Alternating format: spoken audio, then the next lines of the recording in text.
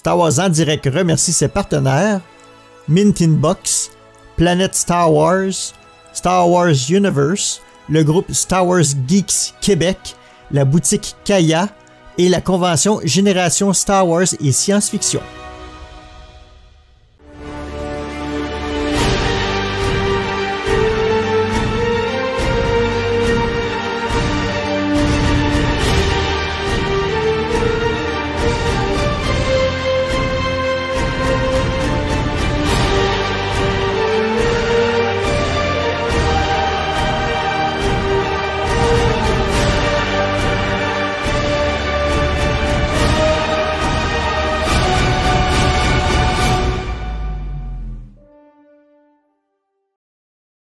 Bienvenue à Star Wars en direct, depuis plus de 20 ans, la voix du fandom Star Wars pour cette nouvelle édition littérature consacrée au volume 3 de la guerre des chasseurs de primes. Ici Loïc, et pour en discuter avec moi, j'accueille mes amis Jean et Thomas. Bonsoir messieurs. Salut tout le monde. Salut, salut. Et voilà, nous voilà à nouveau réunis. Maintenant que vous avez l'habitude, ça va être le 3e volume qu'on chronique ensemble. Cette guerre des chasseurs de primes, cette longue guerre des chasseurs de primes qui sort chez Panini Comics. Donc comme d'habitude, avant d'attaquer le gros du sujet, on va faire nos petits messages habituels. On remercie d'abord et on leur fait coucou à notre groupe Star Wars Littérature Québec, qu'on vous invite à rejoindre, notre partenaire, participer à leur collecte de fonds pour la cause de la santé mentale au Québec. Bien sûr, comme d'habitude, mais vous le savez maintenant, notre boutique, nos merveilleux designs faits par notre leader suprême. Donc voilà, allez faire un tour sur notre boutique à l'adresse starwars.direct/boutique. Côté émissions récentes de Star Wars en direct, nous avons 2 émissions actualité, puisque vous savez, maintenant, on a pris l'habitude de voir un rendez-vous tous les mercredis soirs. Un coup équipe québécoise, un coup équipe française, en fonction de l'actualité, pour revenir un peu sur l'ensemble des annonces Star Wars, de ce qui se passe, des rumeurs, etc. Donc vous pouvez retrouver les actualités pour la semaine du 30 mars et du 6 avril, et également notre précédente émission consacrée au tome 2 de la guerre des chasseurs de primes. Voilà, écoutez, messieurs, moi ce que maintenant je vous propose tout simplement, c'est de passer en hyperespace. Oh crap! Prepare to jump into hyperspace on my mark. All right, stand by.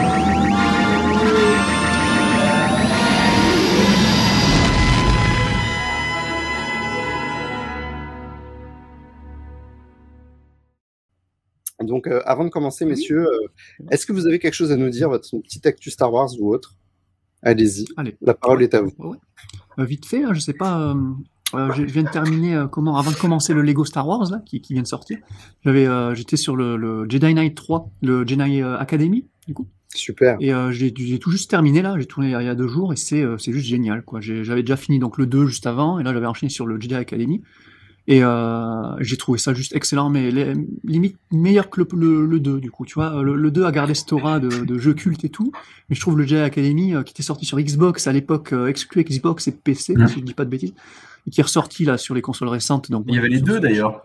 Il y avait les deux. Alors le 2, Jedi Knight 2 était sorti un peu partout sur PS2 et GameCube, en plus de Xbox PC et Mac. Et là, le 3, je pensais que c'était une exclu PS2 à l'époque, parce que moi j'avais la GameCube et je l'avais pas, celui-là. Non, on l'avait pas sur la GameCube. Et non, on l'avait pas. Et en fait, en faisant des recherches, je me suis dit, c'était pas une exclu PS2, c'est une exclu Xbox apparemment et PC. Exactement. Et j'ai trouvé le jeu excellent, quoi. Alors, on joue pas avec Cal Katarn dans ce là, on joue un personnage que tu crées toi-même en début de partie là. Et ça, je suis moins fan de ce système-là, mais j'avais un peu de mal au début parce que j'aimais beaucoup Cal Katarn c'est comme ça qu'il s'appelle, un Cal Katarn, un truc comme ça. Oui, c'est ça. Du 2 et là en fait tu joues un de ces apprentis et j'ai trouvé ça génial, l'histoire de bout en bout, t'as des gros clins d'œil aux personnages des films, t'as une apparition de Boba Fett juste épique, plus épique dans le jeu avec des graphismes de l'époque que dans toute la série, lui étant consacré, quoi. C'est Donc voilà, clair. donc je conseille à tout le monde, à tous ceux qui sont fans de rétro gaming, de s'attaquer à Jedi Knight 2 qui a, je trouve, un peu plus vieilli, mais a surtout Jedi Knight 3 qui est un proto Jedi Fallen Order, hein, parce que ça, c'est quand même dans les mécaniques de jeu et tout, ça ressemble énormément.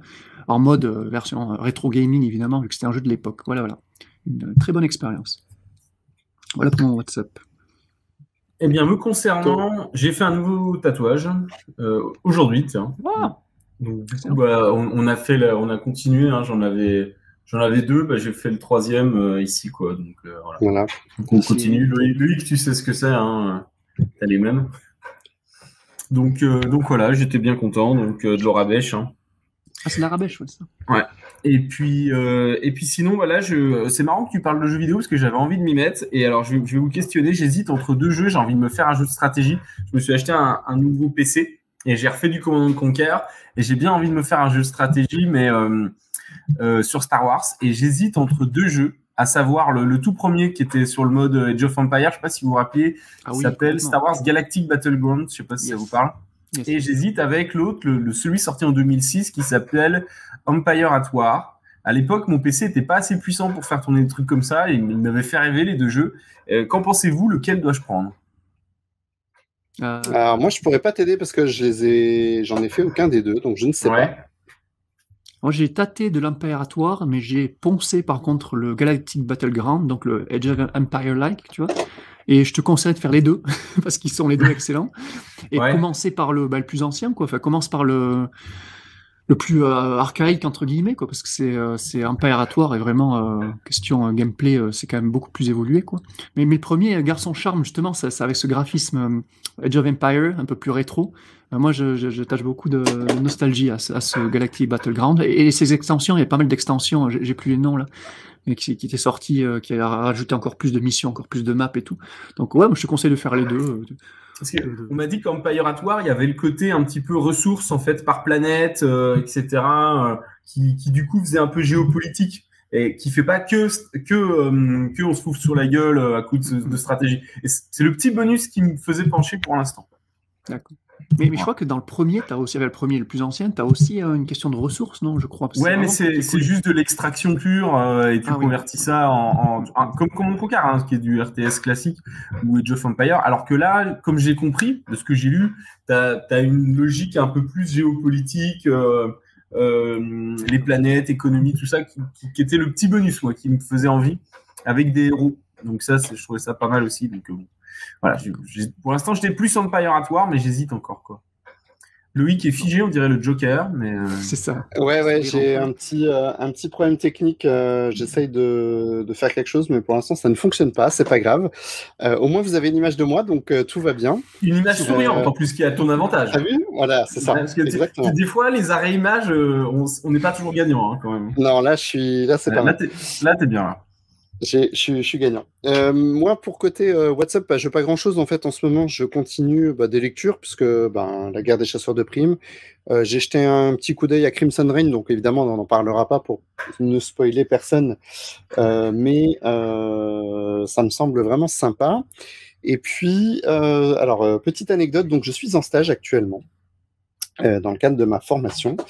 Et donc dans une enseigne qui fait des produits culturels.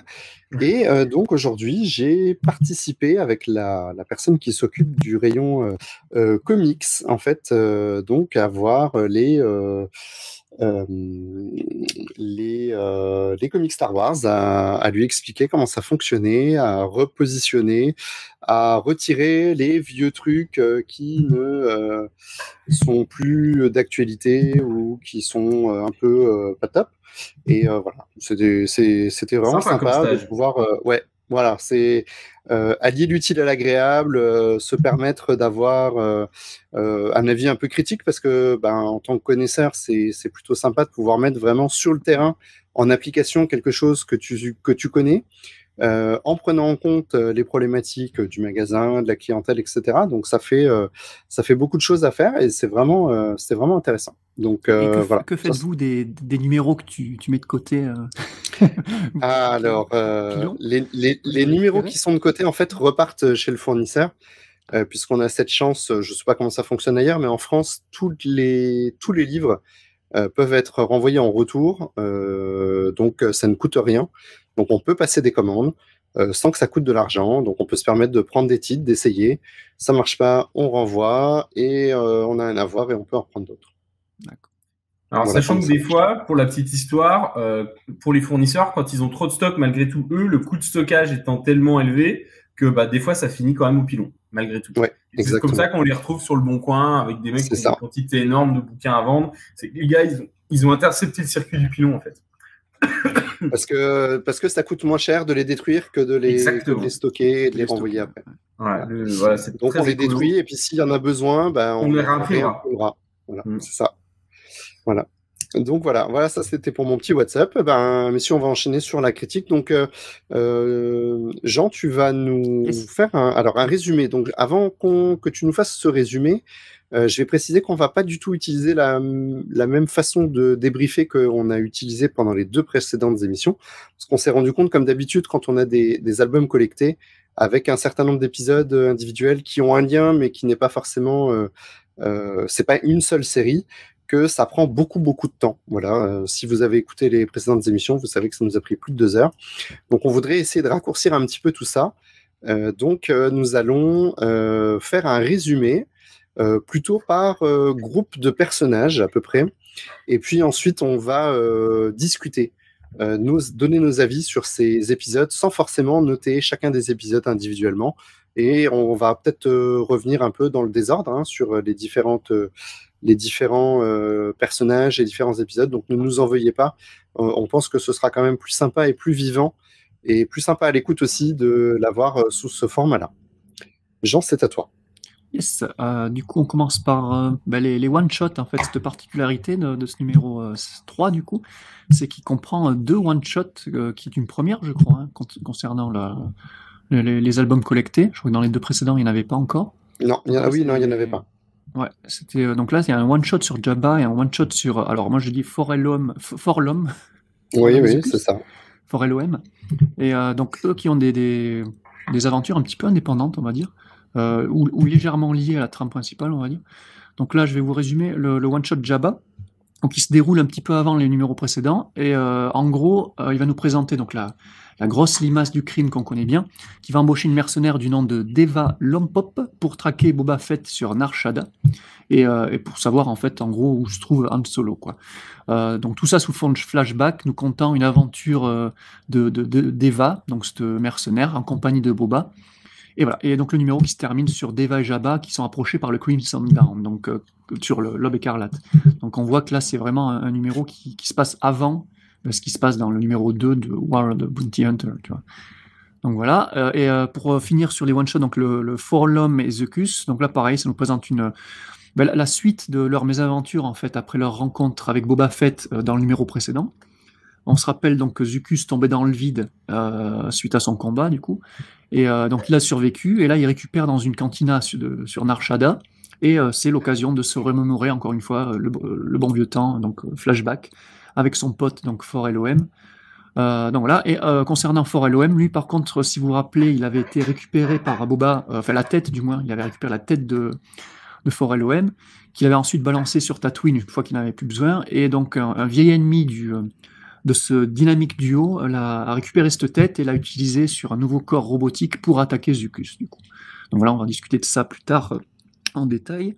Et donc nos groupes de personnages favoris, donc d'un côté on a donc le groupe des chasseurs de primes, donc Valance et Drengar, qu'on les avait laissés sur Nar Shaddaa. Donc là voilà, Nar Shaddaa.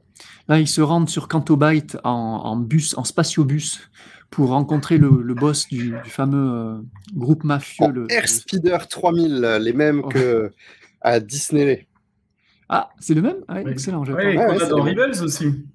Et qu'on a aussi dans... Ouais, dans Rebels, ils le prennent aussi. Ouais. Dans Boba aussi. C'est ça, c'est dans Boba. Il y a le petit Rodien qui fait coucou derrière, c'est aussi les mêmes. Ouais. Exactement, oui, c'était le même. Exactement. Donc là où ils se rencontrent, ils se rendent sur Canto Bight pour rencontrer le chef du groupe mafieux, le Six Skin. Alors moi j'ai les numéros en anglais, je sais pas comment tu traduis ça, toi, le Six Skin, le 6e Je sais plus, c'est le Je sais plus. 6e quelque chose, je sais plus. quelque chose. Ouais. Et C'est donc, pas grave. je crois que c'est pour réclamer un nouveau spaceship, ouais, parce qu'ils sont spaceshipless, du coup, donc ils ont besoin d'un nouveau spaceship, donc ils négocient avec lui pour récupérer un vaisseau, et eux, entre-temps, ils sont attaqués par Destic, donc la méchante qu'on a vue dans les numéros précédents, et dans la baston, ils arrivent à lui piquer son invitation pour Jakarta et les enchères de Kira concernant Han Solo. Donc ça, c'est pour le groupe Valence Drengar. Et ensuite, on a donc qui se passe. C'est le 6e parent. Le 6e parent, d'accord. Très bien. Donc Le ça, c'est 6e groupe parent. mafieux. Voilà, le fameux groupe mafieux qui se trouve sur Canto Bight, du coup. Et donc ensuite, on a donc la continuité du numéro 2 de War of the Bounty Hunter avec le groupe Leia, Chewie, Lando qu'on retrouve donc dans le backstage de Le Vermillon, le vaisseau de l'aube écarlate. Vermillon, La mise aux enchères, quoi. pendant les Ouais. enchères, voilà, exactement. Je cherchais ce mot-là. Voilà. Pendant les enchères. Et qui se rencontre en face à face avec Boba Fett. Donc on a ça de leur côté. Du point de vue de Dark Vador, donc lui, il se pointe donc sur Jakarta et donc sans invitation, lui par contre, et réclame Han Solo pour lui, pour attirer Luke. En fait, c'est ça son but. Hein, il a envie d'attirer Luke Skywalker dans un piège. Il a besoin d'Han Solo pour le lurer. Et entre-temps, il va se battre contre Kira, elle va essayer de protéger son gain. Et ensuite, on a quel groupe qui me manque là du coup Luke, justement, Luke, qui lui, on avait laissé Luke et Wedge sur une mission parallèle, et donc là, qui va se rendre sur Jakarta après avoir effectué sa mission ailleurs sur notre planète. Pareil, on en discutera un peu plus longuement ensemble. Et je crois que c'est bon, hein, on a tous les groupes. Et Boba Fett, du coup, le groupe de Boba.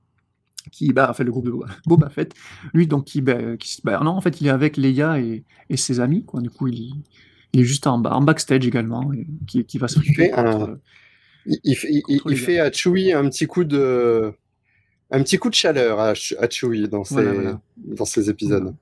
Et donc, là, vraiment, gros point noir de ce numéro, j'y vais direct. Hein. Il n'y a pas de Dr. Aphra dans ce numéro, et c'est une honte. C'est une honte. Pas de Dr. Aphra, donc on s'ennuie un petit peu, je dirais. C'est un peu personnel. On va se rattraper sur le volume d'après quand même. Hein. Oui. Il y en aura 2 dans le prochain volume. Oui. C'était une petite blague. Donc voilà un petit peu pour où est-ce qu'on se trouve avec chacun de nos groupes dans ce numéro-là. Voilà. J'espère que ça ira comme résumé. C'est très très léger, mais c'est histoire qu'on participe un peu tous ensemble à la discussion ensuite. Voilà. Bah écoute, allez-y. Hein. Vas-y, Jean, si tu veux, attaque. Tu veux dire quelque chose Qu'est-ce que tu as pensé de ces épisodes Alors, j'ai trouvé le crossover relativement sympathique. Enfin, c'est toujours sympathique de suivre ces groupes de personnages, mais pour ce numéro-là, j'avoue que ça, tout ce qui se passe dans chacun de ces numéros, hormis, allez, on va mettre de côté les one-shots, c'est relativement c'est relativement il se passe pas vraiment grand-chose en fait, quoi. C'est beaucoup de bastons, donc chaque groupe se bat contre un antagoniste spécifique, et c'est tout en fait. L'enchère a été commencée dans le numéro précédent. Les protagonistes sont là, ils se battent contre d'autres protagonistes, et voilà, et ça se finit, le crossover se finit, il n'y a pas vraiment de résolution sur rien en fait. Donc hormis les one-shots qui apportent un petit peu de fraîcheur à ce récit, là j'avoue qu'on est un petit peu sur la... on est sur la pente un petit peu... J'arrive pas à trouver mes mots du coup là. C'est un petit peu plat, on va dire, quoi. Oui. Donc il n'y a pas grand chose qui se passe, et du coup j'avoue m'être un petit peu ennuyé sur 2-3 numéros, on va dire sur le Star Wars, le deuxième Star Wars qui est inclus dans ce numéro, et sur le... Il y en a 2 des Star Wars, hein. Ouais, justement, j'avais bien aimé le Star Wars, la série principale. T'as bien aimé le premier ? Ouais, j'avais bien aimé, mais là, j'avoue que, à part le premier, c'est vrai qu'il y a 2 numéros Star Wars, il faut préciser, et le premier est plutôt sympa parce qu'on voit toute la partie Luke et Wedge qui a une mission un peu parallèle, le temps que Leia se rende sur Jakarta. Ça, j'ai beaucoup aimé, ça, par contre, cette partie-là, mais c'est vrai que l'autre partie, du coup, Leia Chewie, elle est un peu plate. Et du coup, le pire, ça a été justement la série principale War of the Bounty Hunter, qui est vraiment la série principale, quoi. Tu t'attends à quelque chose d'important qui se passe, et en fait à part la baston Kira de Vador, j'ai trouvé ça un petit peu flat, quoi. Encore une fois, c'est le mot, quoi. Donc un petit peu chafouin sur ce numéro, je veux dire. Voilà, pour mon avis principal, mon avis global. On retrouve dans les deux épisodes de Star Wars. Alors le premier, moi, ça m'a, j'ai pas super adoré là, le Wedge Luke. Dans le deuxième Star Wars, j'ai bien aimé le fait qu'il se rapproche de Dark Vador. Mais alors, qu'est-ce qu'il y a comme flashback? T'as l'impression que les gars, ils remplissent des cases avec des flashbacks de trucs qu'on a vus, revus, où ils se revoient. Enfin, ok, c'est pas tout à fait la même scène. Ils se projettent un petit peu dans l'avenir, hein. Mais c'est long quand même. C'est vraiment, enfin, du coup, si t'enlèves les flashbacks ou visions du futur, ben, en fait, finalement, il se passe pas grand chose. Et si on prend le tout dernier numéro, hein, c'est donc, je crois, le 15, hein, 15 ou 16? 16. C'est le 16. Ben, en fait, il s'est pas passé grand chose. Par contre, l'arc principal, la guerre des chasseurs de primes, donc le numéro 3, celui-là, moi, je l'ai bien aimé, notamment ce qui se passe avec Chewie, le moment où Chewie se fait cramer, et il y a l'enjeu avec le flingue, ça j'ai trouvé sympa. Par contre, le combat entre Kira et Dark Vador, j'ai trouvé complètement cheap. Pourquoi? Parce que finalement, Kira, bah, elle lui dit, elle a pas la force, mais elle tient Dark Vador. Alors ils nous disent quand même que bon, bah, elle est moins forte, hein, mais on sent que c'est complètement inégal et que c'est juste parce que c'est un perso d'un film qu'on nous l'a fait tenir face à Vador. Par contre, le fait qu'il menace en fait c'est ça en fait l'enjeu finalement de ce qui se passe entre le 5 et le 6, c'est de savoir Han Solo, qu'est-ce qui fait qu'il va se retrouver chez Jabba. Et donc là, on essaie d'imaginer, parce que là, avec les infos qu'il nous donne, comment c'est possible que Han Solo dans la carbonite finisse chez Jabba, quand on voit à quel point Dark Vador met la pression sur les Hutt. Ça, j'ai bien aimé, par contre. Les Hutt qui disent, on a remporté l'enchère, vous avez rien à dire, etc. Et Dark Vador qui va avec le coup de pression, vous savez, un peu à la Inglorious Bastard. Et l'autre, il tient, il dit, ouais, d'accord, ok, c'est bon. En fait, finalement, je te le laisse. Et les 1 million, non, mais c'est bon, ça va aller. Donc, les Hutt, finalement, qui cèdent. Et le Hutt là qui fait de la muscu, là, le bodybuilder qui essaye à un moment de faire les gros bras, et il lui dit non mais t'es qui toi, enfin va-t'en. Ça, je trouvais que c'était pas mal aussi, et on sent quand même que là Dark Vador, autant devant Kira je trouve que ça le ridiculise un peu, autant devant les Hutt on sent que la pression qu'il arrive à mettre, ça a un impact certain. Donc ça c'est plutôt cool. Ouais, je te rejoins là-dessus, Thomas. Moi aussi, j'ai trouvé encore une fois, et c'est quelque chose qui traîne en longueur, c'est que depuis quelques années, voilà, on nous dévalorise Dark Vador. Dark Vador dans les comics, il est toujours descendu. Heureusement, il y a ce petit passage avec les Hutt, alors qui est quand même un peu à mettre en comparaison avec ce qu'on avait dans le volume d'avant, puisqu'il se faisait un peu balader. Moi, je l'avais dit, hein, c'était mon impression qu'il se faisait balader par Boku le Hutt dans le volume d'avant. Et puis là, tout à coup, je sais pas, il en a marre. Il a décidé que maintenant, il arrêterait de se faire enquiquiner par les Hutt, et puis il reprend un peu la main. Donc ça, c'est vrai que ça fait du bien. Ça fait du bien de l'avoir vu. Maintenant, il serait quand même pas mal que Vador reprenne vraiment de la superbe. Là, on a besoin d'un Vador qui fait peur quand il arrive. Là, franchement, on n'a pas l'impression que les gens ont peur de lui. Alors, ils sont tous il y a Dark Vador. Il n'était pas invité, mais il n'y a pas, à part Afra qui est terrorisée, on l'avait vu dans le volume d'avant, Ouais. parce qu'elle se dit que s'il la voit, il va savoir qu'elle est vivante. En ce qui concerne les autres groupes de vilains, de mercenaires, d'organisations criminelles, finalement, ils n'ont pas l'air d'avoir si peur que ça, ni de Vador, ni de l'Empire. Alors, je ne sais pas, ça peut peut-être s'expliquer, ça peut être logique, et ça peut être intéressant même peut-être de le montrer. Mais dans ce cas-là, pour l'instant, on ne sait pas pourquoi. Et puis, Tu fais bien. Ah, vas-y. Ouais, vas-y. Ah non, mais juste, vu que tu fais la mention du dernier numéro d'Afra, là, où tu avais un cliffhanger sur le fait que, voilà, elle faisait tomber un truc et Vador s'apercevait qu'elle était là. Là, on n'en fait rien, en fait. Pas encore, ouais. Ouais. Ouais. Vu que c'était pré-combat contre Kira, et là, en fait, il y a une espèce d'ellipse. Mais de toute façon, là, tu le dis bien, il y a quand même un gros bordel. Donc, après, Thomas, je te laisse reprendre après, mais Ouais, il y a un gros bordel dans ces épisodes, c'est que ça se croise, ça s'entrecroise. On fait des retours en arrière. À un moment donné, on voit la même scène d'un autre point de vue, puis dans l'épisode d'après, il s'est déjà passé autre chose. C'est un petit peu foutraque, c'est un peu le bordel. C'est un peu le bazar. Ouais, dans ces épisodes, et c'est pas évident de s'y retrouver, et ça n'aide pas à la compréhension globale de l'histoire, même si, comme tu l'as dit, Jean, je suis d'accord, il se passe pas grand-chose, mais ça aide pas en fait à se plonger dans l'histoire, à avoir envie d'enchaîner les pages. Et en fait, le problème qu'ils ont là, avec Kira, c'est que, enfin, avec Dark Vador, c'est que souvent, en fait, pour mettre en valeur un personnage et lui donner de la hype auprès des lecteurs, et ben en fait, on va le faire affronter Vador. Et comme il va tenir en respect Vador, bah tu te dis ah ouais, le personnage est cool. Mais à force de faire cette technique trop souvent et avec des personnages un peu, enfin, quand même de seconde zone, bah, t'en viens à décrédibiliser ton méchant de base. Et ça, c'est pas bon, quoi. C'est ça. C'est un peu comme Skeletor qui prenait tout le temps des branlées, au bout d'un moment il fait plus peur, quoi. Là c'est exactement la même chose, quoi. Donc il faut on peut pas utiliser, je trouve, cette ficelle à chaque fois. Je trouve que c'est dommage. Et alors par contre moi mon épisode préféré, je crois que c'est le one shot sur Forlo Mezukus, parce que la manière dont il est construit, tu sais, tu vois vraiment, déjà tu vois un lien entre les deux personnages. Alors certains vont dire ok, c'est un peu too much entre deux chasseurs de primes, les gars, la relation frère-ami, bon c'est un peu bizarre, quoi. Tu te demandes s'ils sont pas amoureux. J'ai bien aimé ce côté. Voilà, alors malgré tout j'ai bien aimé, et j'ai bien aimé le gars qui arrive dans la cantina, tu sais, en mode dépressif, et l'autre qui essaye de lui remonter le moral, et il se rappelle les bons souvenirs, tu sais, le gars qui boit du noir, et ça j'ai trouvé sympa.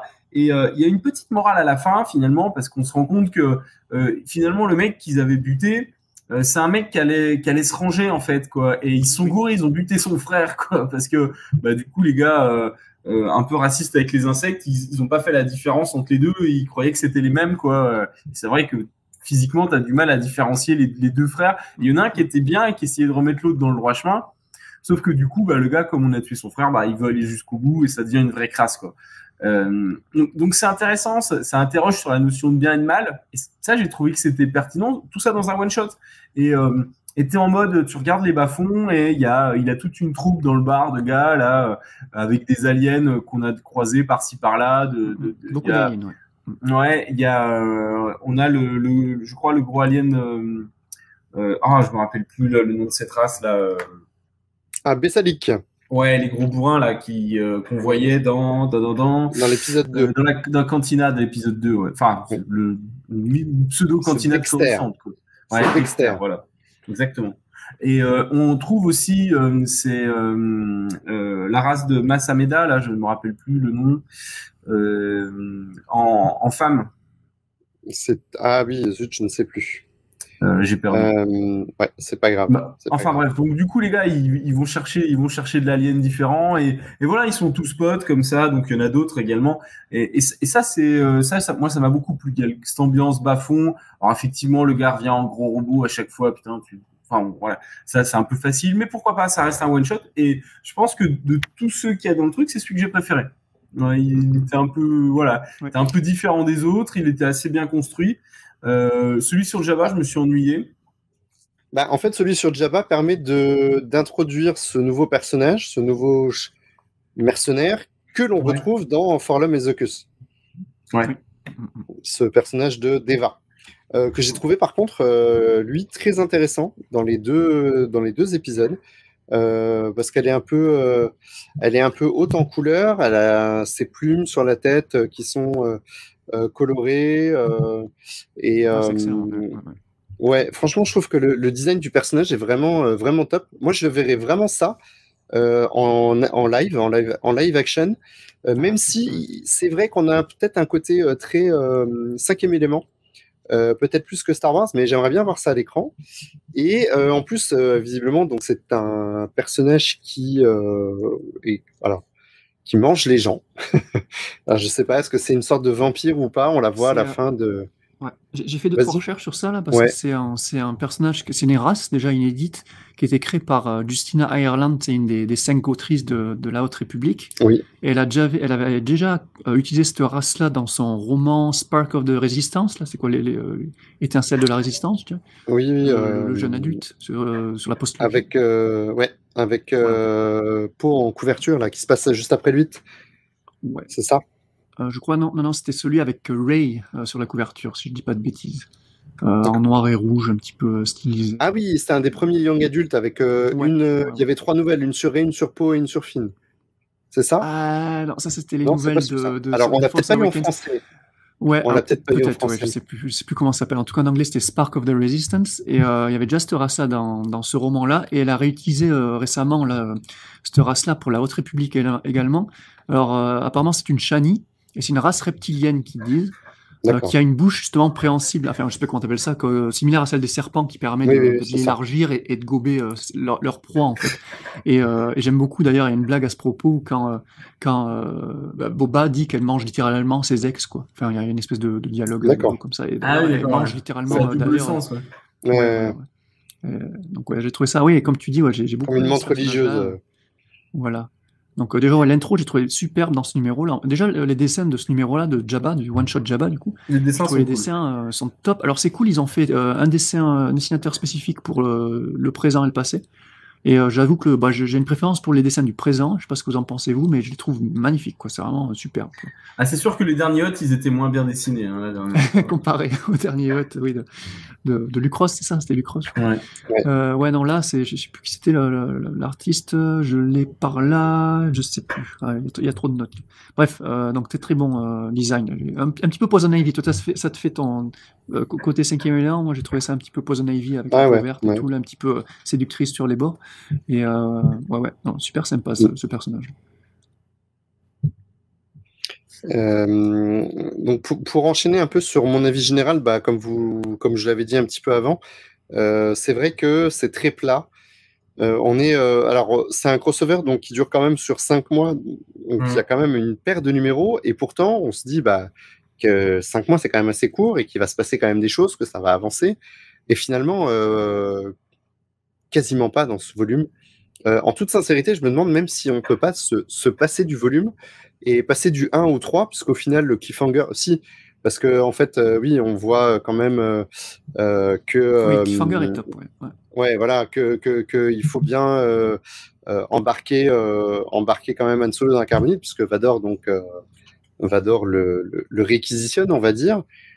Finalement, pour moi, l'épisode, alors bizarrement, l'épisode le plus intéressant, c'est celui qui n'est pas lié à l'intrigue principale. De très loin, l'intrigue principale, c'est justement l'épisode de Star Wars où on retrouve Luke Skywalker et l'escadron Starlight, donc qu'on avait laissé dans l'épisode d'avant. Et on se concentre sur eux et ils vont faire face à une mission donc sur une planète qui est en fait ils répondent à un appel de détresse de la 11e division qui est attaquée par l'Empire et qui est sur le point de se faire massacrer. Donc là, on a un magnifique amiral, je trouve, l'amiral Calaxo, qui est dans le plus parfait habit des nazis de la Seconde Guerre mondiale. Il a un lorgnon, il a une coupe vraiment très nazi, et puis ce long manteau de cuir. Donc il y a vraiment une belle iconographie qu'on n'a pas l'habitude de voir auprès des officiers impériaux, parce que les officiers impériaux nous les présentent toujours à peu près de la même façon, mais là on sent bien que c'est un peu le seigneur de son monde, peut-être un mof, hein, il est peut-être pas que amiral, voilà, et donc Luke va venir avec Wedge et les autres, donc ils vont travailler en collaboration, puisque il y a un trooper en fait qui a une idée pour battre le destroyer impérial, et ils vont communiquer au X-Wing donc cette idée, et c'est cette coopération en fait qui va les amener à malheureusement tuer l'amiral dans la destruction du Star Destroyer. Donc on l'aura pas vu longtemps, mais c'est comme ça. Voilà, peut-être à creuser pour le futur.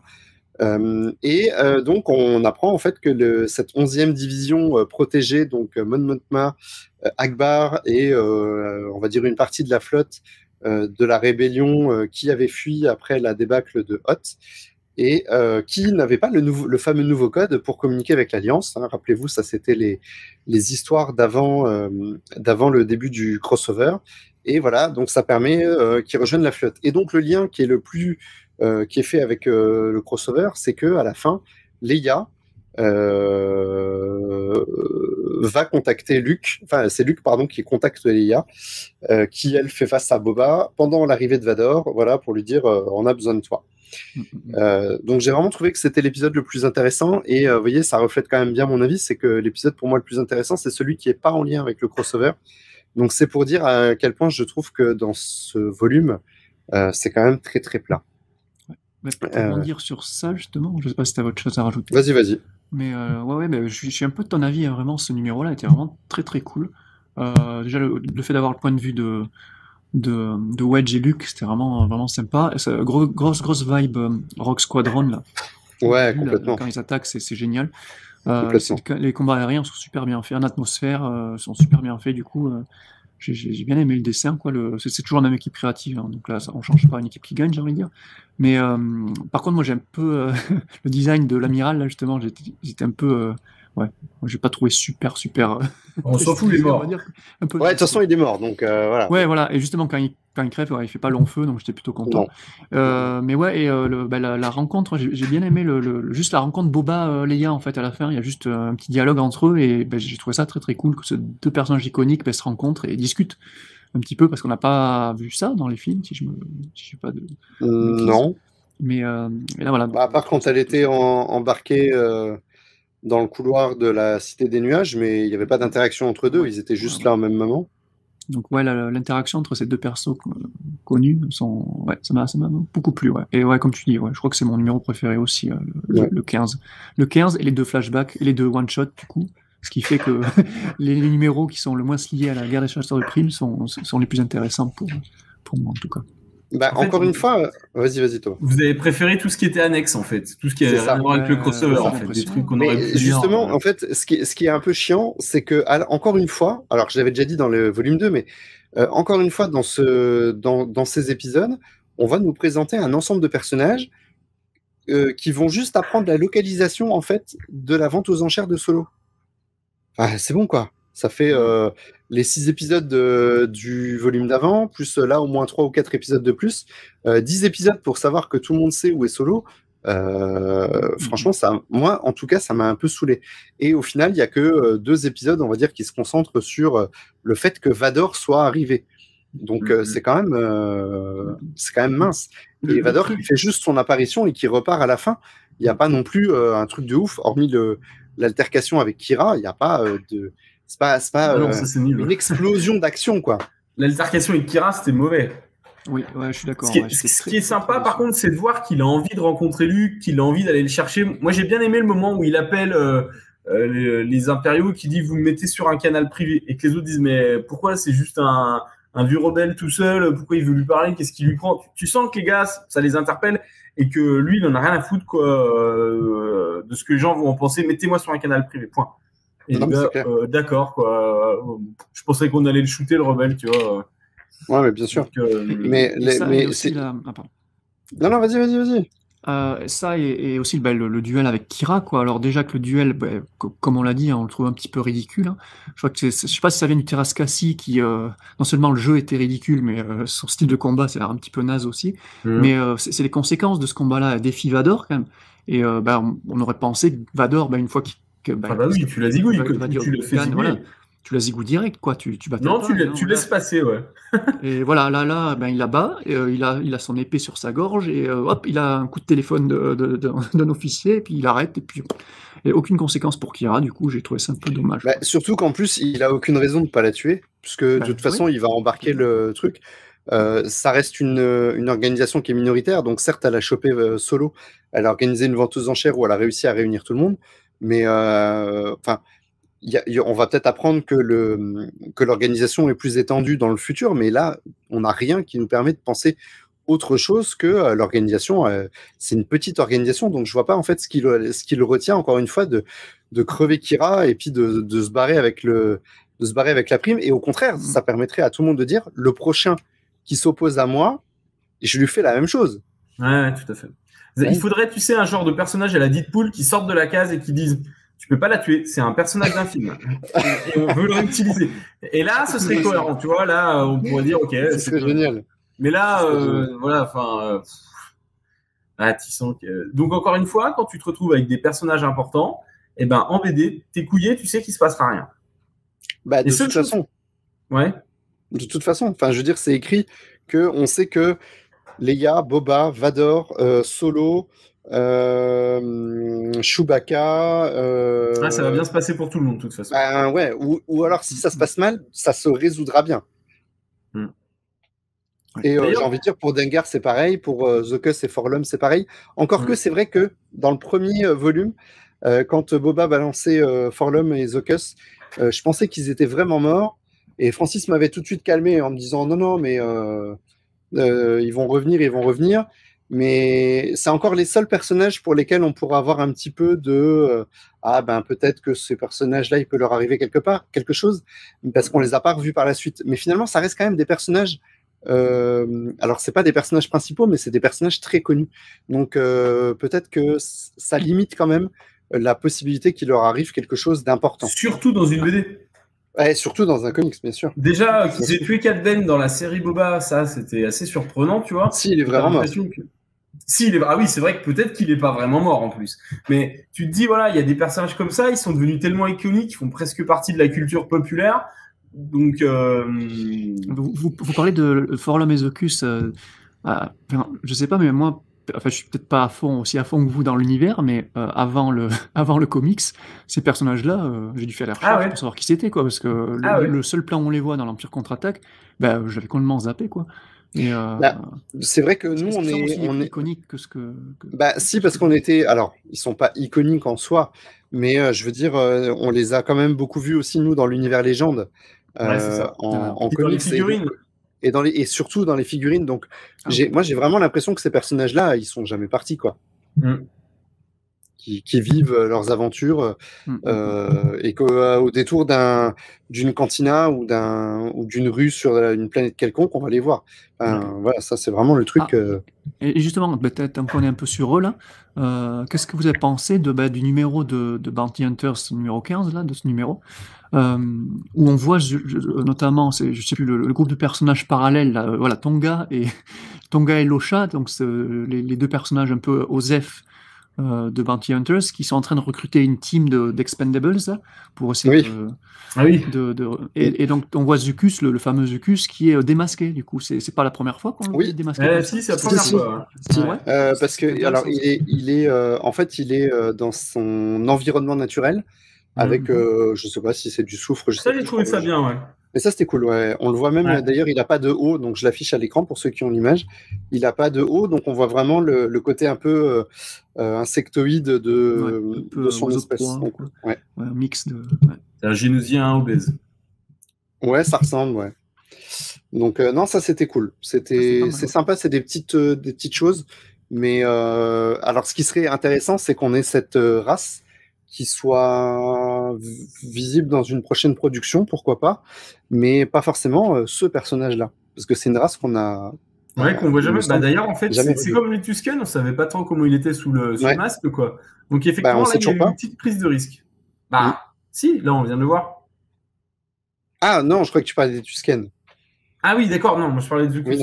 On les a jamais vus en dehors de tout le costume, l'attirail, parce qu'ils ont un truc pour respirer. Donc là, c'est la première fois qu'on voit. Tusken, on sait toujours pas, non. Non.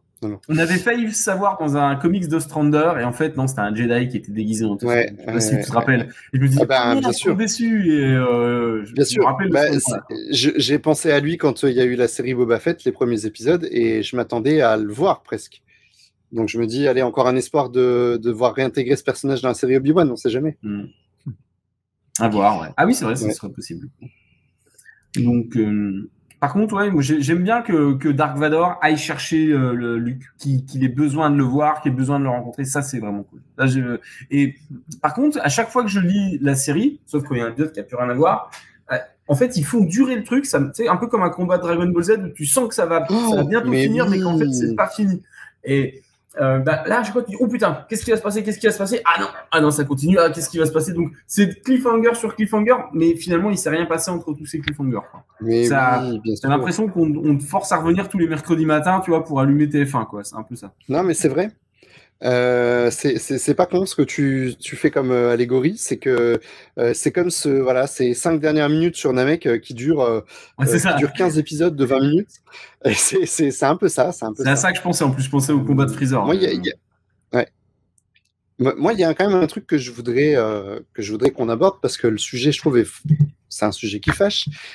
On est dans la série crossover War of the Bounty Hunter, dont le personnage principal, entre guillemets, enfin, celui par lequel tout arrive, c'est Boba Fett.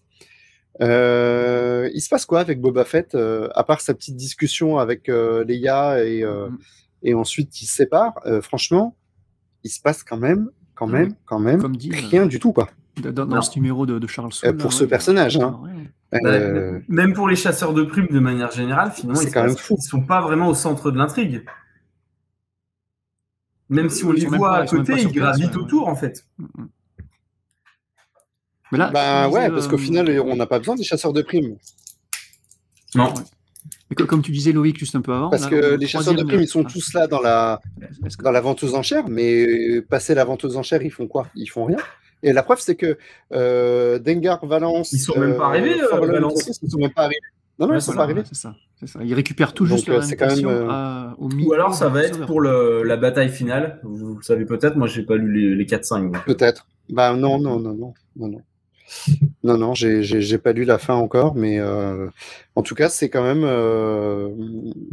assez surprenant pour un crossover qui était censé le mettre un peu à l'honneur. Donc, je trouve que ce qu'on veut faire avec Boba ces derniers temps, ça fait un peu pchit.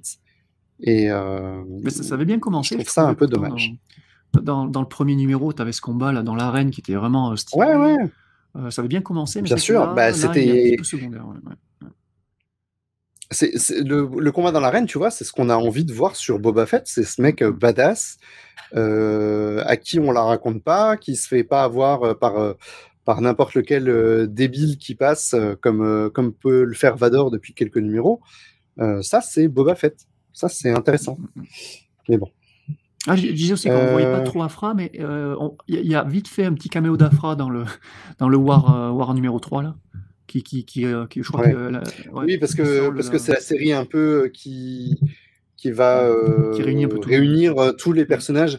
Alors liés, c'est un bien grand mot, je trouve, parce qu'au final, il se passe rien de plus dans cette série pour l'instant que ce qui se passe dans les autres. Mais c'est vrai que dans celle-là, ils sont obligés un peu de montrer tous les personnages qui sont déjà présents dans la salle des enchères. Parce que ceux qui sont pas arrivés, ils sont pas arrivés. Quasiment tous, sauf Luke donc arrive vraiment à la fin du dernier numéro de Star Wars. Et qu'avez-vous pensé de ce cliffhanger de Tom, carrément, quoi, du Tom entier, où il arrive sur la planète, il ressent Dark Vador, il sent qu'il n'est pas assez fort pour le combattre. Ah oui, tout à fait. Il se barre, la queue entre les jambes, et ça finit comme ça. Ouais. Eh ben, c'est quoi ça? C'est bien, parce que ça fait un lien avec l'épisode 5. À l'inverse où il fonçait tête baisse et là il dit non, là je vais revenir en arrière. Et ce qui est bizarre, c'est que il met toujours ses amis en avant et là il les met après. Et donc pourquoi, comment, donc ça donne ça porte bien son nom, c'est un cliffhanger et ça donne vraiment envie de savoir la suite. Alors par contre, danger parce qu'ils peuvent se planter derrière au moment de l'explication, un peu comme Lost, et on fait des comparaisons où tu te dis putain, mais j'ai trop envie de savoir pourquoi. Ah ouais, en fait, les gars, ils n'ont pas vraiment de bonnes réponses derrière, quoi. Alors, alerte spoiler, il lui arrivera rien de grave. Hein. Mais oui, voilà, comment c'est ce qui lui arrive dans les films. Donc. Déjà. Oui, mais alors... de savoir... Non, ce que je veux dire, c'est quel raisonnement... est-ce que le raisonnement va être justifié? Est-ce qu'on va nous l'expliquer par un truc qui passe bien? C'est ça, en fait. Mais ce que tu dis est intéressant, parce que je t'avoue que quand je suis arrivé au crossover, je me suis dit, punaise, c'est quoi ce bordel? Je trouve ça débile. Que Luke abandonne ses amis, ça n'a aucun sens. C'est pas du tout le caractère du personnage. Mais c'est vrai, on est quand même pas très loin derrière l'épisode 5 et qui vient de se prendre une sacrée dérouillée. Donc, ok, peut-être. Maintenant, je sais pas. Je suis encore mitigé sur cet aspect. Après, en toute sincérité, moi, c'est pas le genre de cliffhanger qui va me faire revenir parce que de toute façon, je sais très bien qu'il lui arrivera rien, ni à lui, ni à Leia. Ni à Lando, ni à Vador. Alors, il peut se passer des trucs intéressants et des trucs sympas. Il peut même y avoir une confrontation supplémentaire, même si je préférerais qu'on évite trop de confrontations. Ça me semble intéressant de garder un peu la fraîcheur entre les deux. Alors après, il l'avait fait aussi entre Dooku et Anakin, et dans Clone Wars à l'époque, et finalement, ça ne nuisait pas, à mon sens, ça ne nuisait pas à la retrouvaille des deux personnages dans l'épisode 3. Donc, Peut-être que ça n'entamera pas non plus la Luke Vador s'il se revoit plusieurs fois, ça n'entamera pas on va dire les émotions que peuvent être créées dans l'épisode 6. Mais c'est vrai que je préférais qu'on les laisse un peu pas de côté, mais qu'on les fasse pas se rencontrer trop souvent. Donc voilà, mais en tout cas, moi, ça me donne pas envie de revenir parce que je sais très bien que de toute façon, il peut se passer des choses, mais qu'il va rien se passer de fou. En tout cas, pour ces personnages. De la même façon que Solo, Solo, on sait très bien qu'il va finir au palais de Jabba, quoi. Alors la question, c'est comment il va passer là de Vador. Voilà, jusque pourquoi Vador va Jabba lâcher qui retourne dans son palais. Parce que là, pour l'instant, il veut pas lâcher. Qu'est-ce qui fait que Vador va lâcher l'affaire? Bien sûr. Est-ce qu'il n'est pas au courant qu'il finit quand même là-bas? Sachant que moi, j'aurais des sondes impériales pour aller espionner partout, évidemment que j'irai vérifier chez Jabba, quoi. Enfin, c'est le premier gars chez qui j'irai fouiller. Et en plus, il le pose en plein milieu du salon. Tu vois, le gars, tu vois, c'est son arbre de Noël, quoi. Donc, tu peux pas ne pas le savoir qu'il l'a pas planqué dans une caisse. Hein. Il l'a posé, il l'a affiché. Surtout qu'en plus, Vador est au courant, puisque là, Vador le reprend à Jabba en lui disant ouais, t'as gagné l'enchère. Donc il lui dit il le sait, il a gagné l'enchère. Donc et limite, si on parlait de sa crédibilité à Vador, déjà tu viens de te faire tenir tête par une adolescente qui fait du kung-fu. Et là maintenant, il y a un gros up qui te dit non mais allez, je vous le rends. Mais finalement en fait, il te l'a fait à l'envers. Il va le rembarquer chez lui. Tu perds toute crédibilité. Donc il va falloir à un moment que tu arrives à imposer quand même ton choix, quoi, tu vois, surtout si tu veux être le grand méchant de l'histoire. Ouais, c'est vrai. Est-ce qu'il n'aurait pas trouvé, justement, parce que lui, son but principal, c'est vraiment de lurer Luke. Donc là, il utilise Anne pour Luke, mais peut-être que par la suite, il aura trouvé une autre méthode pour l'attirer. Et donc, il laissera tomber Han Solo parce qu'il n'aura plus besoin, parce qu'il aura trouvé une autre solution, quoi. Je pense que ça sera ça. Il va falloir qu'il trouve un moyen justifié et, scénaristiquement cohérent de nous amener le truc et que ça ne casse pas, comme disait Loïc tout à l'heure, il disait c'est pas Luke, donc en fait il va falloir que la caractérisation des personnages, au-delà de l'aspect physique, et là on reparle même plus des HUD comme ils ont été bien dessinés la dernière fois, mais juste sur les personnages tels qu'ils sont censés fonctionner, il va falloir qu'ils fonctionnent logiquement et qu'on se dise mais oui c'est bien vu. Et c'est ça qui fait la qualité d'un bon scénario. Quand t'as pas de surprise, c'est au moins le fait que ça se soit bien construit, bien assemblé. Donc on va dire, comme on disait à la fin de l'épisode 7, on va voir les 2 prochains films, ce qu'ils vont donner, quoi. C'est ça. On va voir les tomes 4 et 5 s'ils vont répondre à toutes ces attentes. Ouais, et puis surtout s'il va vraiment un peu se passer quelque chose, parce que si c'est juste au final une course-poursuite pour récupérer Solo dans l'espace et puis que Vador s'en débarrasse en disant on fait un accord, vous allez me livrer Skywalker ou un truc comme ça. Je me dis, est-ce que ça valait le coup de faire un crossover de 5 mois? Maintenant, j'en sais rien, j'ai pas lu la fin. Ce que je me dis, c'est que à l'époque, quand ce crossover a été annoncé, j'avais dit que je voyais pas l'intérêt en fait de créer une nouvelle péripétie qui se passe juste après l'épisode 5 on a perdu Solo entre le moment où on est parti de la Cité des Nuages et le moment où on est arrivé sur Tatooine. Et je trouvais ça dommage. Finalement, ce 2e volume, il me conforte en fait dans cette analyse que j'avais pour moi. Donc il va vraiment falloir mettre le paquet, même si j'avais adoré le numéro 1 et que le numéro 2 était sympa, il va falloir vraiment mettre le paquet pour la fin du crossover, pour me convaincre vraiment de l'intérêt d'avoir fait cette histoire. Et je voudrais qu'on aborde l'aspect graphique quand même un petit peu. Là c'est pareil, mais je le dis depuis des mois, donc c'est quand même très très faible. Il y a des épisodes qui sont sympas. Alors dans le one shot Jabba, il y a 2 dessinateurs. Donc il y en a un qui me satisfait, l'autre pas du tout. Star Wars ça va. Dark Vador j'aime toujours pas. Bounty Hunter ça va. For the Masochus c'est quand même très limite. War of the Bounty Hunter je trouve quand même que c'est toujours limite. Donc je trouve que pour moi le bilan graphiquement il est quand même assez mitigé. Mais voilà. Là, étant donné l'éditorial, c'est-à-dire la façon dont c'est publié, il est difficile d'avoir un avis très tranché sur le sujet, puisqu'on est vraiment sur une collection de numéros. Je suis content que tu abordes ce sujet-là, parce que justement, je voulais... au final, je vais rester quand même relativement positif avec ce numéro. Niveau histoire, c'est vraiment plat, mais niveau graphisme, par contre, moi, j'ai beaucoup aimé. Et contrairement à toi, il y a pas beaucoup de numéros qui m'ont déplu graphiquement, quoi. Tu vois, je D'accord. disais Jabba. Donc je pense qu'on est d'accord pour les scènes du présent sont magnifiques. Celles Ouais. du passé, Ouais. c'est moins accrocheur à l'œil, mais j'ai trouvé ça sympa d'utiliser cette palette graphique là et ces couleurs pour tout ce qui était passé, justement. Je trouvais que ça faisait bien un flashback, ça. Et puis j'aime bien toujours d'avoir deux dessinateurs différents pour deux périodes dans un même numéro. J'aime bien le gimmick, tu vois, donc bon. Ça m'a beaucoup plu. Comme on disait, les Star Wars, ils sont magnifiques. Heureusement, il n'y a pas de Dark Vador dans ce tome-là, donc ça va. Il n'y a pas besoin de critiquer Oui. le tome Dark Vador. Oui, c'est vrai. Par contre, moi, c'est je vrai. trouve Villanelli au dessin de... Tu vois, Bounty Hunter, c'est une série là, que j'aime bien au demeurant.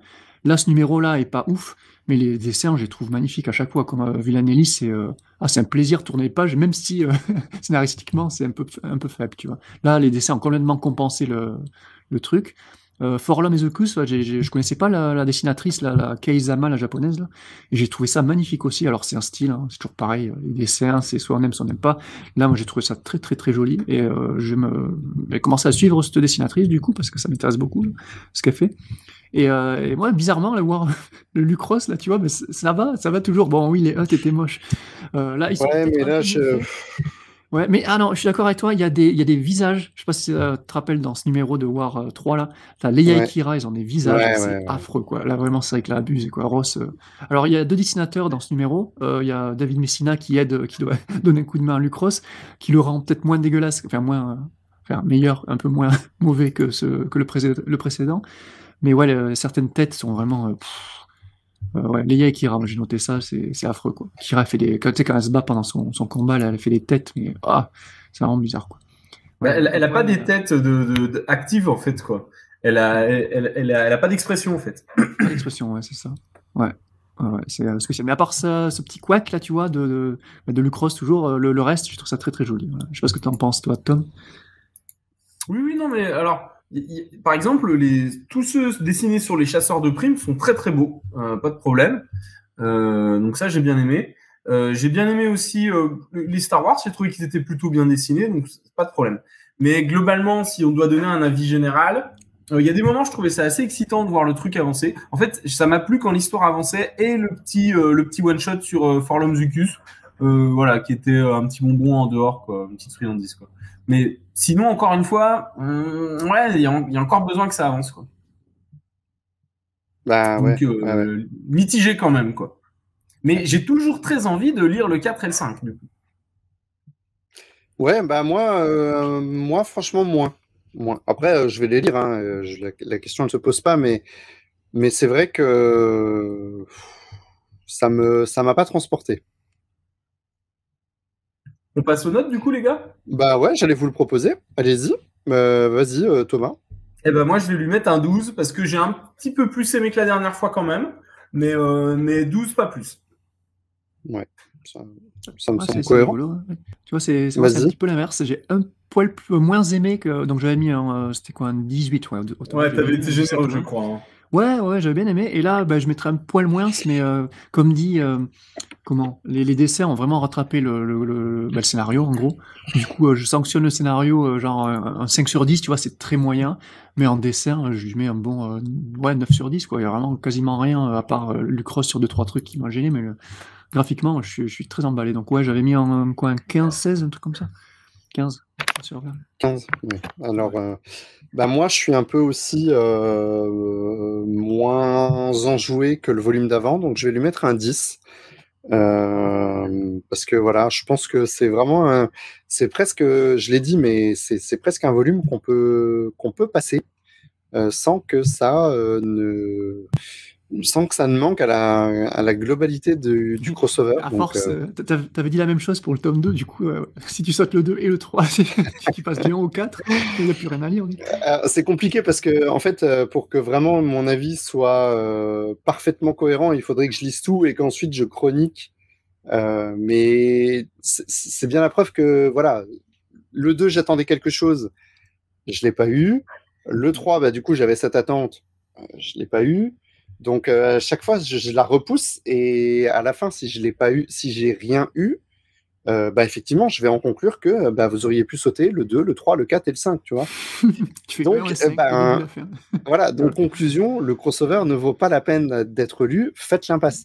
On peut le voir comme ça aussi. Parce que, voilà, vraiment, je positionne mon attente en disant, j'attends, mais à un moment donné, les gars, on va arriver à la fin, s'il n'y a pas eu, forcément, je vais être déçu, quoi. C'est évident. C'est Par évident. contre, Vas-y.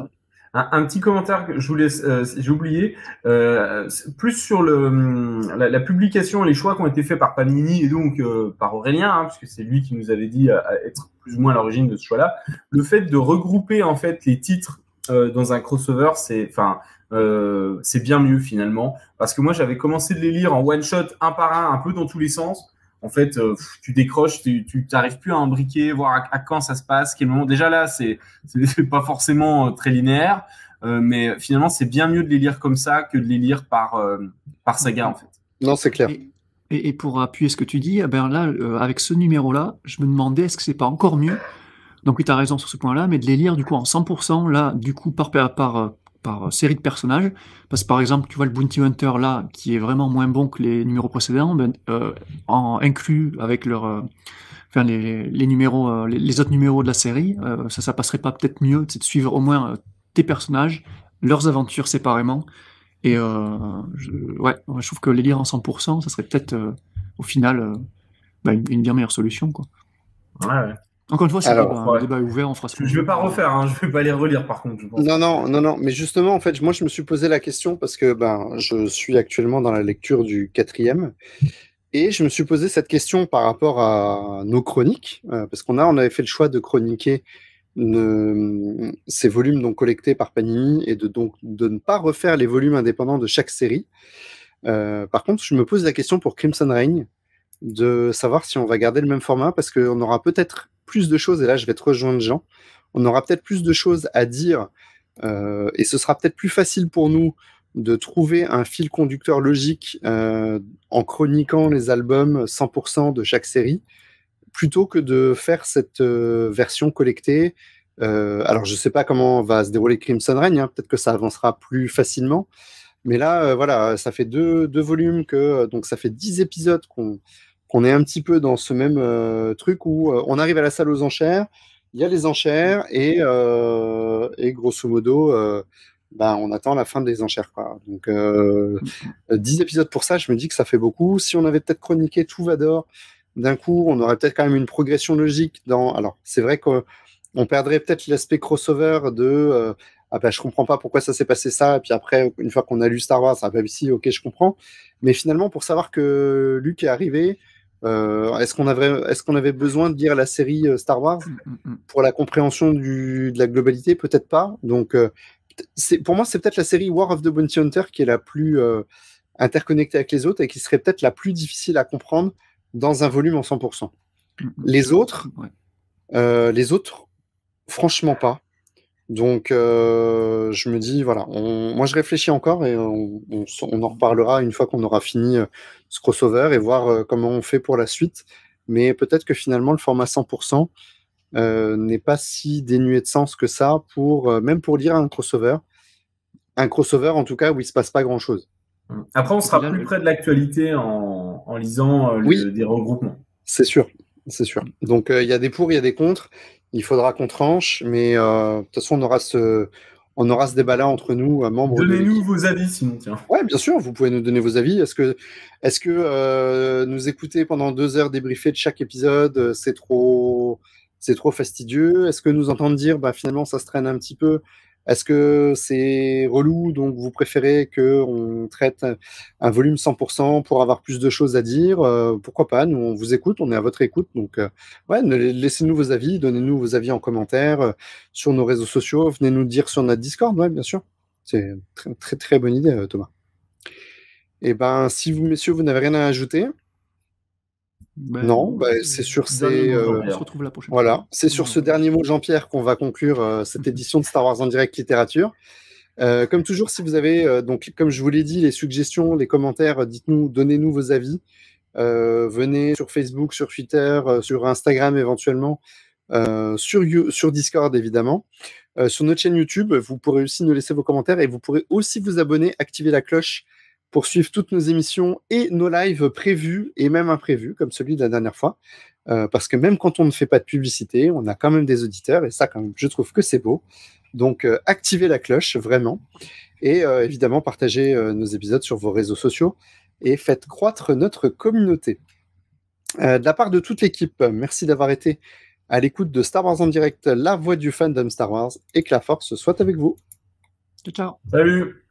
Star Wars en direct remercie ses partenaires Mint in Box, Planète Star Wars, Star Wars Universe, le groupe Star Wars Geeks Québec, la boutique Kaya et la convention Génération Star Wars et Science-Fiction.